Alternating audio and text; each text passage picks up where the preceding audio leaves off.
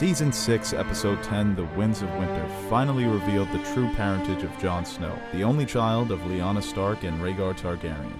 For the casual fan, it was like, oh, okay, don't really know how this changes anything, but for hardcore fans like me and you, it was like, oh my god, I mean, I already knew Lyanna was his mom, but still, now it's official. But the real question is, what difference does it make? Is Jon now technically a Targaryen, or is he just a Targaryen bastard? Meaning that he would go from being a Snow to being a Blackfyre. Or would he now be considered a Sand because he was born in Dorne? It's all very confusing, but we can clear some things up by taking a closer look at the relationship between his parents, Lyanna Stark and Rhaegar Targaryen. How many tens of thousands had to die because Rhaegar chose your aunt?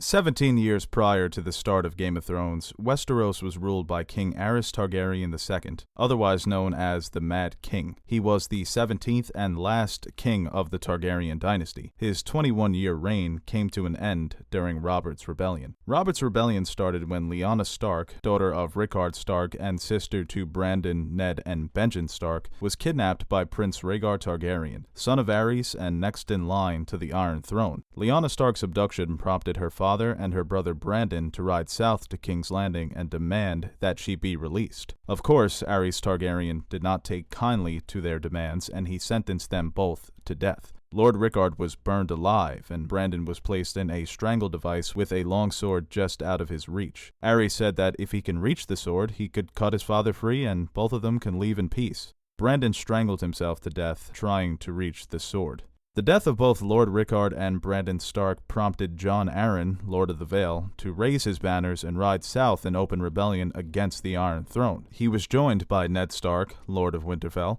and Robert Baratheon, the Storm Lord, and together they ended the Targaryen dynasty. Aerys was eventually slain by Jaime Lannister, a member of his own Kingsguard, and Robert Baratheon was crowned the new king of Westeros. As we know, in real life, history is written by the victors, and it's no different in Westeros. For the last 17 years, the people of Westeros have believed that Rhaegar Targaryen kidnapped, raped, and murdered Lyanna Stark, and this is the event that sparked Robert's Rebellion. But we on the outside, we know the truth. Well, at least part of the truth. Lyanna did die at the end of Robert's Rebellion, but she wasn't murdered. She died in childbirth, that child being Jon Snow, the only son of Lyanna and Rhaegar. Now, it could be that Rhaegar did in fact kidnap, rape, impregnate, and effectively murder Lyanna, but everything we know about Rhaegar suggests that he was a decent man and not capable of committing such an egregious crime. It is more probable that Lyanna willingly left home to run away with Rhaegar.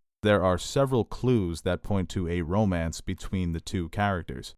Lyanna Stark and Rhaegar Targaryen first met at the tournament at Harrenhal, which took place roughly 1 year before Robert's Rebellion. It was considered the greatest tournament of its time, and many prominent men and women were in attendance. Rhaegar Targaryen was the champion of the joust, but the day truly belonged to the Knight of the Laughing Tree. The Knight of the Laughing Tree was a mysterious knight that anonymously entered the tournament and unseated several competitors during the joust. Aerys Targaryen was so enraged by the knight's victories, he considered the knight a secret enemy, so he sent Rhaegar to discover the knight's true identity. But Rhaegar was unsuccessful. Rhaegar returned to the tournament and was later crowned champion of the joust after unhorsing both Barristan Selmy and Arthur Dayne. As described by Ned Stark, this was the moment that all smiles died, as Rhaegar Targaryen rode past his own wife, Elia Martell, to name Lyanna Stark the Queen of Love and Beauty. This was very controversial at the time since Rhaegar was already married and Lyanna was betrothed to Robert Baratheon. Robert Baratheon took it as a compliment. He didn't want to start a fight, but Lyanna's brother Brandon saw it as a slight upon his sister's honor. He tried to confront the Targaryen prince, but he was held back by his brothers. Now, the decision to crown Lyanna the Queen of Love and Beauty really makes no sense. Lyanna and Rhaegar had only met a couple days prior to the tournament during one of the celebratory feasts. Rhaegar was treating the crowd to a song on his harp, and apparently Lyanna was brought to tears. That Rhaegar, he was a lady killer. Plus, Lyanna is described in the books as pretty but not particularly beautiful. So Rhaegar probably wasn't so infatuated with her outward beauty where he would say to himself, oh, this girl, she's the real queen of beauty. And so why would Rhaegar, in front of all the lords of Westeros, crown this random northern girl that he barely met the queen of love and beauty? Well, one theory suggests that the Knight of the Laughing Tree was in fact Lyanna Stark in disguise. Rhaegar claimed that he was unsuccessful in locating the mysterious knight, but what if he was really trying to protect Lyanna's identity? Rhaegar was probably so shocked and impressed to discover that the mysterious knight was actually this 15-year-old northern girl. Most men grew fond of Lyanna not because of her looks, but because of her wild and brave nature, traits that she shares with her niece Arya, and traits that Rhaegar most definitely admired. But on the other hand, why would a 15-year-old girl put her own life on the line against the established knights of Westeros? The main reason Lyanna probably entered the tourney was to avenge her friend Howland Reed, the Crannogman. Howland Reed is the current lord of Greywater Watch and the father of Mira Reed and Jojen Reed. The Crannogman reside in the Neck, which is the southernmost part of the north and on the border with the Riverlands. The Neck is a swamp and marsh-filled region, and it's even rumored the Crannogman used to interbreed with the Children of the Forest thousands of years ago. Most people in Westeros are bigoted towards the Crannogman because of their mysterious and primitive culture. They are disparagingly referred to as frog-eaters and mudmen because of the swamps in which they live. It's even rumored that their castle sits upon a floating rock. While in attendance at the tourney at Harrenhal, Howland Reed was badly beaten by 3 squires belonging to House Frey, House Blunt, and House High. The 3 young squires believed Howland to be unworthy of such a prestigious event, and before he was severely injured, he was saved by Lyanna. She brought Howland to her tent, treated his wounds, and introduced him to her brothers, Brandon, Ned, and Benjen. The Stark children tried to convince Howland to enter the joust and defend his name, but Howland Reed didn't know how to ride a horse. Thus, the Knight of the Laughing Tree entered the jousting competition and defended Reed's honor by jousting in his place. The mysterious knight went on to defeat 3 knights belonging to House Frey, House Blunt, and House High. For his reward, he asked that the 3 knights teach their squires respect. The Knight of the Laughing Tree is described as short of stature and clad in ill-fitting armor made up of bits and pieces. The device upon his shield was a heart tree of the old gods, a white weirwood tree with a laughing red face. All of these clues point to the mysterious knight being one of the 4 Stark children. Now, it couldn't have been Brandon Stark because the knight is described as being short in stature, and Brandon is described as tall and muscular in the books. And it couldn't have been Benjen because he was the youngest of the 4 siblings, and not capable of winning a joust against a grown knight. So it really comes down to either Ned and Lyanna, and out of the 2, Lyanna is described as an exceptional horseman. According to Jaime Lannister, jousting is 3/4 horsemanship, and Roose Bolton described Lyanna as half a horse herself, and that a great jouster must first be a great horseman. Also, keep in mind, the 3 knights that were defeated by the Laughing Knight belonged to House High, House Blunt, and House Frey, the same 3 houses of the 3 squires that attacked Howland Reed. Upon discovering Lyanna's actions as the Knight of the Laughing Tree, Rhaegar probably started to fall in love with her. He protected her identity from his father, the Mad King, and he later named her the Queen of Love and Beauty, but this was not the end of their relationship. About a year after the tourney at Harrenhal, Lyanna and Rhaegar were reunited in the Riverlands. We know they conceived Jon at this time, and with the help of Arthur Dayne, the young couple fled south to Dorne. 9 months later, Jon was born in the Tower of Joy, Lyanna and Rhaegar were both dead, and Robert's rebellion was over. Now this is where it gets interesting. The question of whether Jon is a Targaryen, Blackfyre, or Sand depends on whether Lyanna and Rhaegar had a secret wedding before they fled south to Dorne. Thematically, it just doesn't make sense for Jon to go from being Ned's bastard to Rhaegar's bastard. The best time for a wedding between Lyanna and Rhaegar was shortly after they reunited in the Riverlands. It's believed that they rendezvoused near Harrenhal, which is the same place they first met a year earlier. This location is a point of interest because it contains the one place in the south that actually grows weirwood trees,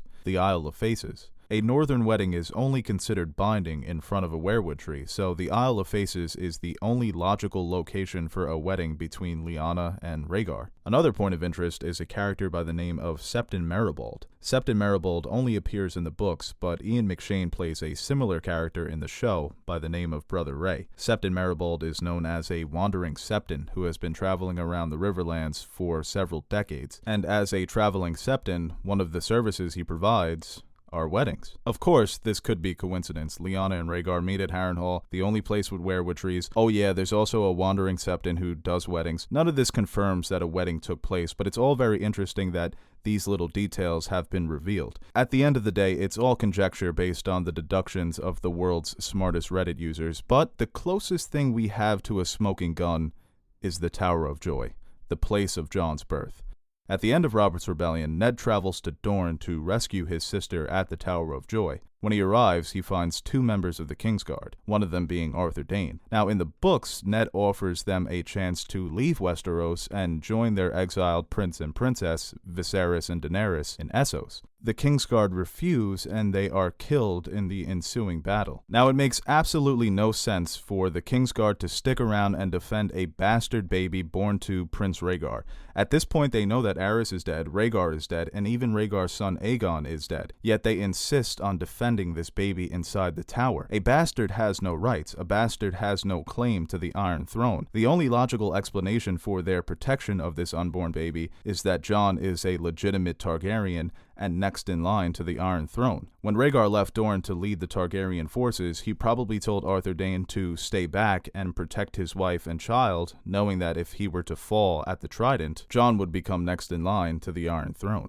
Me personally, I do believe that Lyanna and Rhaegar got married before they had Jon, and I also believe that Jon is a legitimate Targaryen. Many fans have wondered, can Jon still be considered a legitimate Targaryen if Rhaegar was already married to Elia Martell? The answer is yes. The Targaryens are known to engage in polygamous relationships, all the way back to Aegon the Conqueror, the first Targaryen king who was married to both of his sisters, and several Targaryen kings have been children of polygamous marriages. The last Targaryen king to have multiple wives was Maegor I, who was succeeded by his son Jaehaerys. There have been several rumors not only about Jon's last name, but his first, with some believing his true identity to be Jaehaerys Targaryen. So it would be history repeating itself if the last polygamous Targaryen king was succeeded by his son Jaehaerys, and the latest polygamous Targaryen prince is succeeded by his son Jaehaerys. Can you believe that one guy wrote this whole thing? I've talked a lot about why Rhaegar probably fell in love with Lyanna, her wild and brave nature, her heroics at the tourney at Harrenhal, a 15-year-old girl successfully jousting against knights of the Seven Kingdoms, but I haven't really discussed why Lyanna fell in love with Rhaegar. It's simple, everybody loved Rhaegar. Rhaegar was a 10, okay? He was a 10 out of 10. He was the Channing Tatum of his time. According to the people who knew him, he was genuinely a good man. Barristan Selmy tells Daenerys that Rhaegar was the greatest man he ever knew. He's described as honest, brave, kind-hearted, a great warrior. He could sing, he could play the harp, okay? Rhaegar was very easy to fall in love with.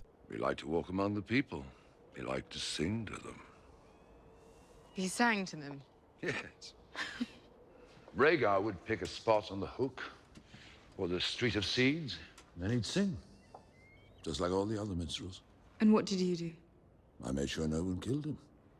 And I collected the money. Well, he'd like to see how much he could make. He was good. He was very good. Viserys never told you. He told me Rhaegar was good at killing people. Rhaegar never liked killing.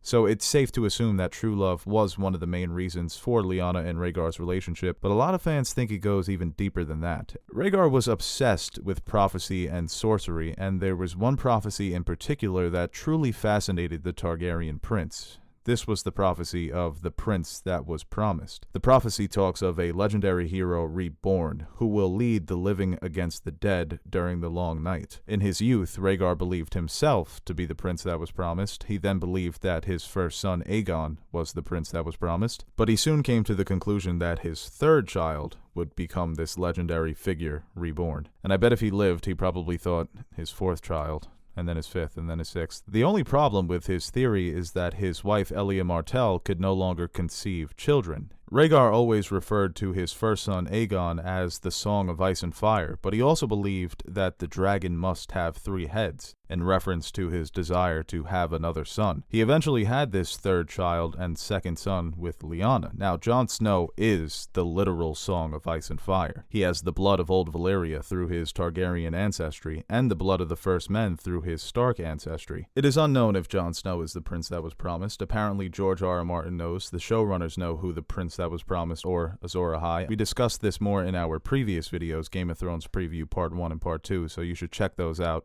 But regardless of the prophecy, Jon Snow may be the only man in Westeros who can bring true peace to the world of ice and fire. More on that in our Friday video. What do the White Walkers want? You like that plug there? Hey guys, thanks for watching this video. Comment below and tell us about your theories. One of the best parts about making these videos is reading the comments. The Game of Thrones fan base is extremely smart and clever, and the theories are endless. So, thank you for watching. Subscribe. 5 more days.